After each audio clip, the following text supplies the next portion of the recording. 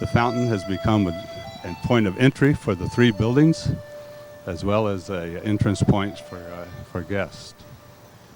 From the Redevelopment Authority, the Society Hill Towers is required to include a work of art as one of the first, or if not one of the early, if not the first examples of the Percent for Art program of the RDA. This sculptural complex was one of I.M. Pei's favorite and was created by the sculptor Leonard Baskin, who unfortunately recently passed away. It represents the three ages of man. We're looking here in a kind of reverse order at the old age, where man has transformed himself into a wise owl. The seated man represents the middle age, or maturity, and has itself become a seat for many children and visitors, as you can see, where the patina on the bronze has been worn. The third sculpture is youth. Is the beginning of the group and represents the beginning of the cycle.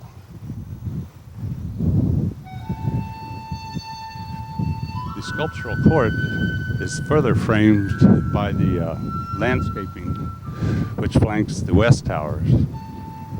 So here, as we look towards the row houses, which were planned at the same time as the towers, but this particular wing was not constructed until some 20 years later.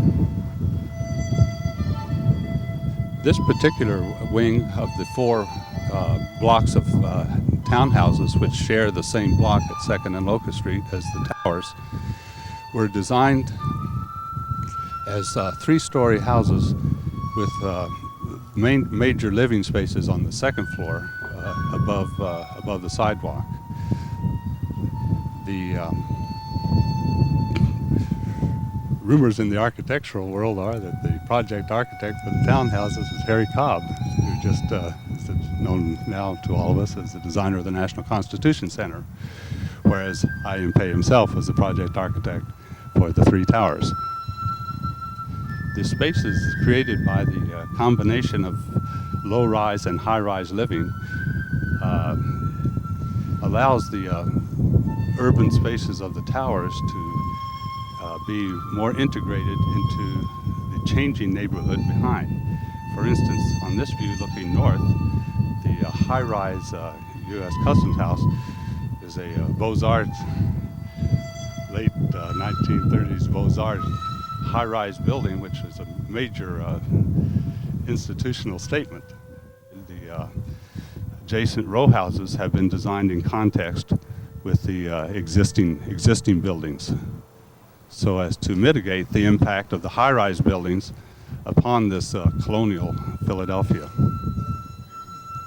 The courtyard created by the four blocks of townhouses is centered around a floating woman, sculptured by Gaston Lachaise, a French sculptor, which sits upon a new pedestal and planting area recently remodeled. However, based entirely upon the original design for the courtyard, which is essentially a parking court for the residents. Here you see some of I.M. Pei's 4-inch thick brick walls. The garden walls, which are approximately 6 foot high, are only 4 inches thick and were based on some of the theories of Thomas Jefferson's work at the University of Virginia.